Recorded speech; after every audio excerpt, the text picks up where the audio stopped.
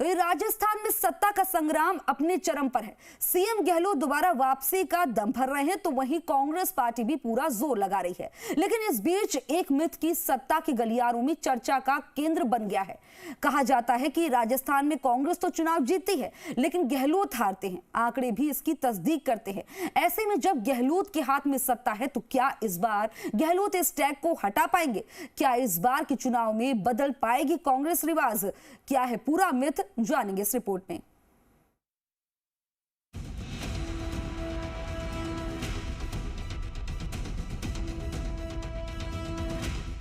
देश के सबसे बड़े सूबे में होने जा रहे विधानसभा चुनाव पर पूरे देश की नजरें टिकी हैं। यूं तो इस साल के आखिर में देश के 5 राज्यों में चुनाव हैं, लेकिन राजस्थान की सियासी जंग सबसे दिलचस्प नजर आ रही है।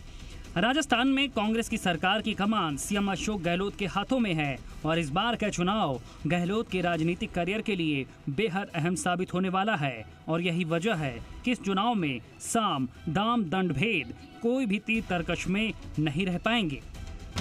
राजस्थान के चुनाव में जहां सत्ता में वापसी की आस में बीजेपी की पूरी नजर है, तो वहीं सत्ता बनाए रखने की जुगत में लगी कांग्रेस कोई मौका छोड़ना नहीं चाहती।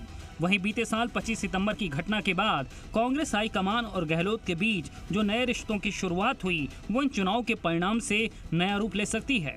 भले ही सचिन पायलट को कांग्रेस के कुनबे से पूरी बाहर करने की सभी कोशिशों को हाईकमान ने पूरा न होने दिया हो, लेकिन अब तक बनी सभी कमेटियों के जरिए गहलोत ने ये दिखा दिया है कि वो राजस्थान में इस बार के चुनाव को किसी दूसरे के हाथों में नहीं जाने देंगे। अशोक गहलोत के साथ उनके समर्थकों के लिए ये एक बड़ी उपलब्धि हो सकती है, लेकिन दिल्ली के कांग्रेस मुख्यालय में बैठे कांग्रेस के कुछ दिग्गज नेताओं की सोच कुछ अलग है। बीते हफ्ते ही एआईसीसी के एक दिग्गज नेता से हो रही अनौपचारिक बातचीत में उन्होंने माना कि इस बार के विधानसभा चुनाव सिर्फ कांग्रेस ही नहीं, बल्कि अशोक गहलोत के खुद के लिए भी उनके जीवन का सबसे खास चुनाव साबित होने वाला है। करीब 4 दशकों से कांग्रेस की राजनीति कर रहे नेताजी कहते हैं कि 2023 के विधानसभा चुनाव में अशोक गहलोत पर सबसे बड़ी जिम्मेदारी है कि वो अपने पर लगे एक टैग को हटाएं कि राजस्थान में कांग्रेस जीतती है और अशोक गहलोत हारते हैं। राजस्थान में साल 1998 से 2018 तक कांग्रेस ने 3 बार 1998, 2008 और 2018 में जीतकर सरकार बनाई। लेकिन ये कड़वा सच है कि सरकार के मुखिया के तौर पर अशोक गहलोत कांग्रेस को दोनों ही बार जीत नहीं दिला पाए। ऐसे में अगर इस बार कांग्रेस राजस्थान में हार जाती है, तो ये बात फिर साबित हो जाएगी कि राजस्थान में कांग्रेस तो जीतती है, लेकिन गहलोत हार जाते हैं। और शायद यही कारण है कि हाईकमान ने भी इस बार इस चुनाव की कमान लगभग गहलोत को सौंप दी है। हालांकि दिलचस्प ये भी है कि राजस्थान में कांग्रेस ने कभी भी चेहरा तय कर चुनाव नहीं लड़ा और इसका कांग्रेस को फायदा भी हुआ। साल 1998 में हुए विधानसभा चुनाव में कांग्रेस से मुख्यमंत्री के लिए करीब 8 दावेदार थे और तब अशोक गहलोत विधायक भी नहीं थे, लेकिन तमाम दिग्गज नेताओं को पछाड़कर गहलोत सीएम बने थे। आपको बताते हैं कि आखिर ये कैसे मुमकिन हो पाया था। साल 1998 में पहली बार सीएम बने अशोक गहलोत। कांग्रेस के दिग्गज नेता पंडित नवल किशोर शर्मा, परसराम मदेरणा, कमला बेनीवाल थे मैदान में। रामनिवास मिर्धा, चंदनमल वैद, खैत सिंह राठौर, गुलाब सिंह शक्तावत थे सीएम पद के दावेदार।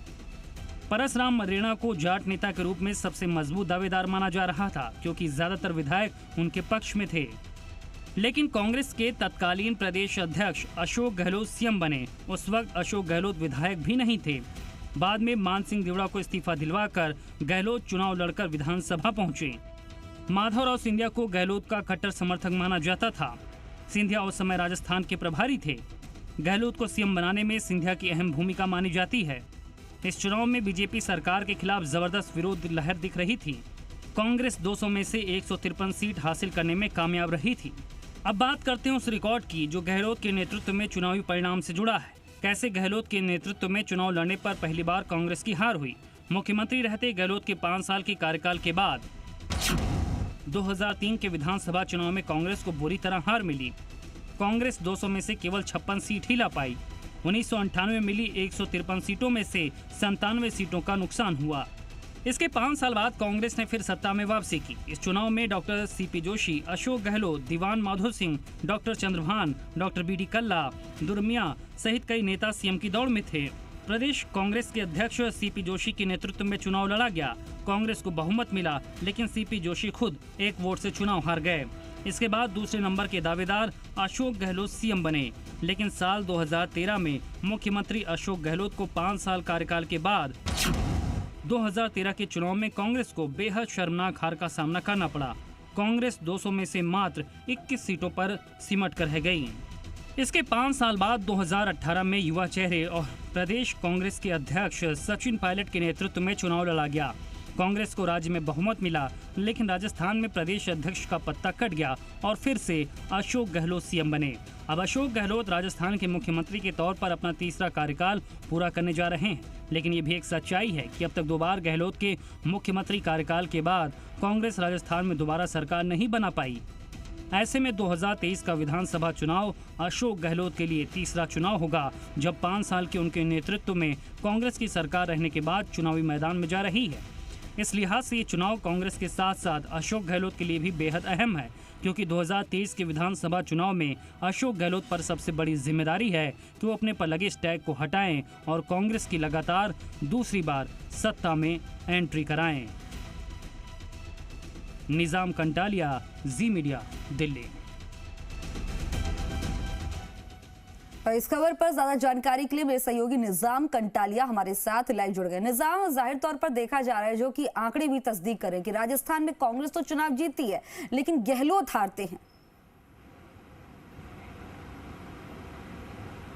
देखिए, इस बार के चुनाव, विधानसभा चुनाव जो हैं 2023 के, न केवल कांग्रेस के लिए, क्योंकि जिस तरह से कर्नाटक में चुनाव मिले, चुनाव में जीत मिली है, उसके बाद कांग्रेस का जरूरी है कि वो बरकरार रखे। लोकसभा में भी बेहतर परिणाम के लिए जरूरी है कि वो राजस्थान में खास तौर से जहाँ पे उसकी सत्ता है, उस सत्ता को बरकरार रखते हुए फिर से कांग्रेस की सरकार बनाए। लेकिन सबसे महत्वपूर्ण जो बात आ जाती है वो आती है मुख्यमंत्री अशोक गहलोत पर भी, कि वो उन पर एक बहुत बड़ी जिम्मेदारी जो आ जाती है। पिछले जिस तरीके से 5 साल में चाहे कहो तो सचिन पायलट और गहलोत की अदावत रही है, और इनके बाद भी गहलोत जो है हर तरीके से कामयाब रहे 5 साल चुनाव सरकार चलाने में। और अब सबसे बड़ी जिम्मेदारी यही है कि उन पर जो एक टैग लगा हुआ है कि हर बार जब वो सीएम बनते हैं और सीएम बनने के बाद 5 साल का कार्यकाल निकालते हैं, तो उसके बाद कह सकते हैं कि बीजेपी फिर से आ जाती है। चाहे इसको कहे कि रिवाज कह दीजिए कि राजस्थान का, कि एक बार कांग्रेस एक बार बीजेपी, लेकिन ये भी एक कड़वी सच्चाई है कि हर बार जब भी मुख्यमंत्री रहते हैं, 5 साल का कार्यकाल करते हैं, तो 2 बार हुए हैं कि मुख्यमंत्री वापस कांग्रेस की सरकार को नहीं बनवा पाते हैं। इसलिए एक टैग लग जाता है कि राजस्थान के जो AICC का कई लोग इस बात को स्वीकार करते हैं